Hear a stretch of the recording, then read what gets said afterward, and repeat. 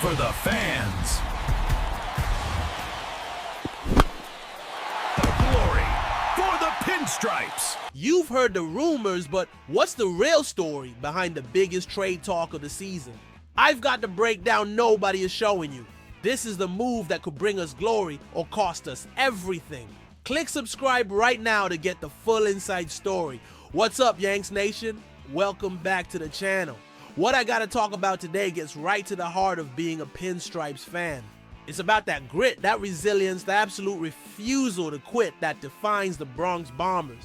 If you were watching the game against the Ash, you know exactly what I'm talking about. What a series, what a sweep, and what an absolutely electric walk-off finish. Let's get into the weeds on this because what we witnessed was more than just a win. It was a statement, the kind of win that forges a team, that turns a good season into a championship season. We were staring into the abyss, people. Seattle starter Bryan Woo was just dealing. I mean, the kid was weaving a masterpiece, an absolute gem. 7 full innings without giving up a single hit. 7 innings in our house. The vibe was tense. You could feel the frustration building with every out.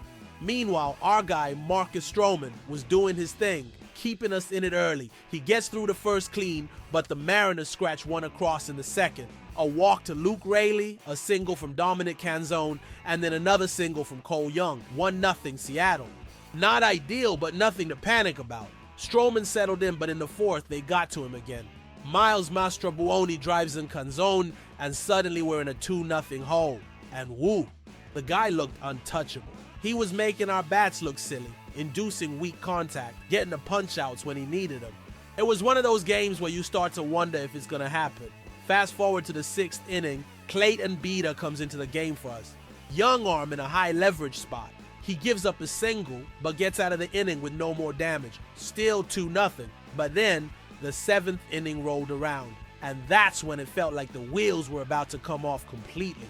Beeter walks J.P. Crawford, then he walks Randy Arozarena. You could just feel the trouble brewing. And then the kill shot. Jorge Polanco steps to the plate, Beeter delivers, and Polanco doesn't miss. A 3-run bomb just silenced the stadium. All of a sudden, we're down 5-0. 5-zip in the late innings against a pitcher who hadn't given up a hit all night. Most teams, most fan bases, they pack it in.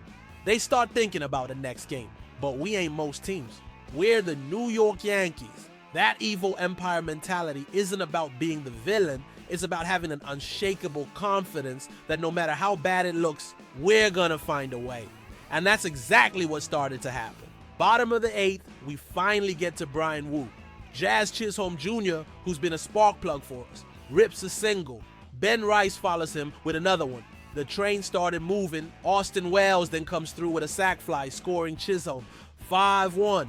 Okay, a pulse. Woo gets the hook. A Matt Brash comes in. And who greets him? None other than Giancarlo Stanton. And Giancarlo did what Giancarlo does. He crushed it. A 2-run homer. The stadium just erupted. From dead silent to absolute pandemonium in a matter of minutes. The score is now 5-3. The belief was back. That feeling of inevitability started to creep in. We were coming. The 9th inning, the moment of truth. Ian Hamilton comes on the mound for us and just deals a clean, hitless top of the frame. Quick, efficient work, keeping the momentum on our side. He did exactly what an elite reliever needs to do in that spot. Shut him down and get the bats back in the dugout ASAP. Now, the bottom of the 9th, the pressure's all on the Mariners closer, Andres Munoz. He's one of the good ones, a guy with electric stuff. But Yankee Stadium, in a moment like that, is a different animal. Trent Grisham, showing his value, leads it off with a single. Cody Bellinger, another savvy vet, follows it up with another one. The tension was so thick you could cut it with a knife.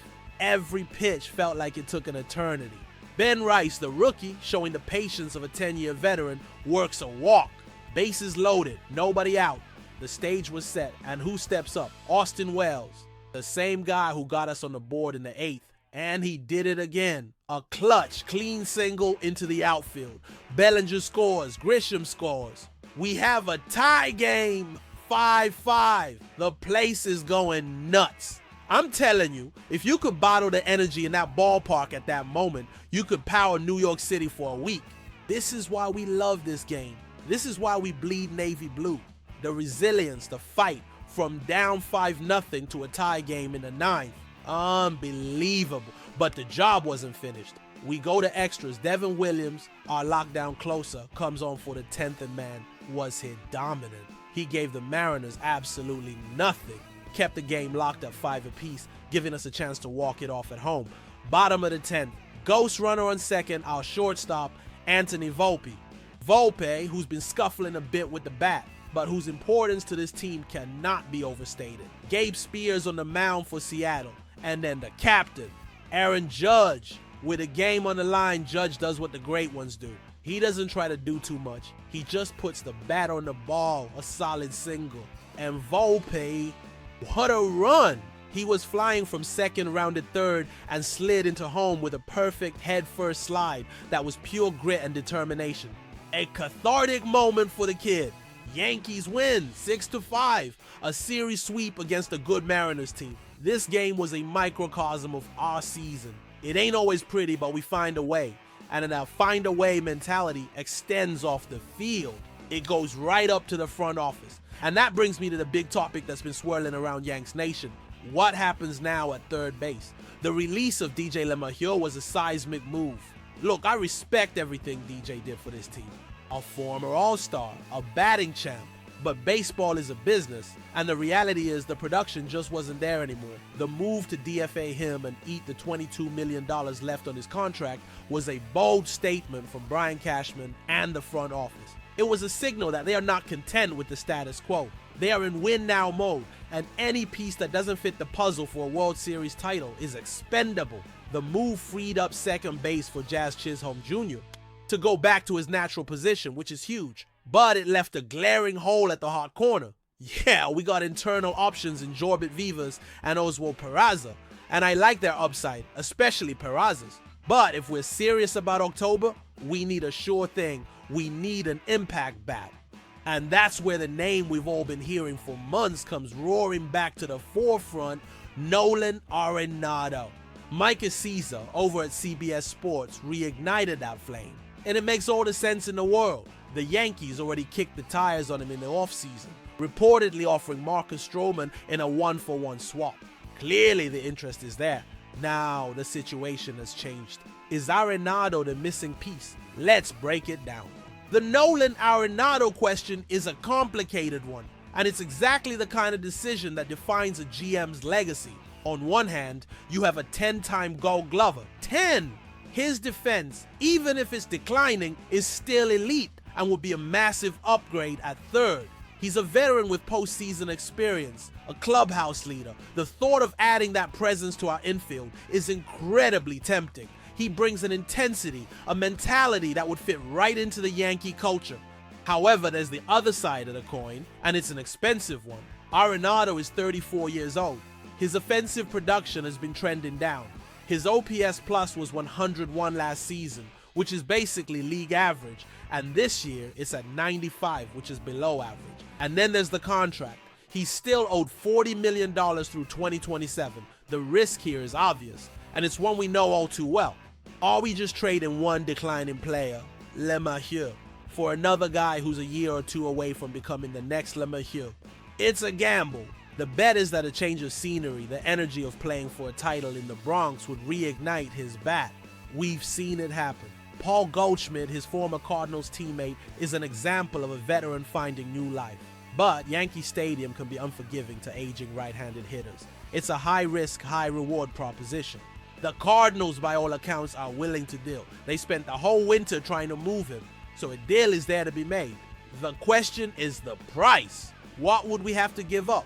And are we willing to take on that financial and performance risk? This win over the Mariners and the Arenado saga are intertwined. The win shows the heart and soul of this ball club. It shows that the core we have, Judge, Stanton, Cole, and now the young guys like Volpe, Wells, and Rice, has the fiber of a champion. The pursuit of a player like Arenado shows that the front office is willing to be aggressive, to spend what it takes and make the tough calls to put this team over the top. They are not sitting on their hands. The Lemahieu'S DFA was the first domino. I gotta believe another move is coming before the trade deadline. Whether it's Arenado or another name, the message is clear. A championship is the only goal. The victory against Seattle was built on the strength of our bullpen, on clutch hitting from unlikely heroes like Austin Wells, and on the steady leadership of our captain, Aaron Judge, in the biggest moment. It was a team win in the truest sense of the word, and that's what has me most excited for what's to come, including this upcoming weekend series against the Chicago Cubs. Now, I gotta hear from you, Yanks Nation, the bleacher creatures, the backbone of this fan base. What do you think? Should Cashman pull the trigger on a trade for Nolan Arenado? Is the risk worth the reward, or should we look elsewhere? And how about that comeback win? Where does that rank for the best moments of this season so far? Let me know your thoughts in the comments below. I read every single one. And if you want the fastest, most in-depth news and analysis on your Yankees, make sure you hit that subscribe button and turn on notifications. You don't want to miss what's coming next. We're just getting started.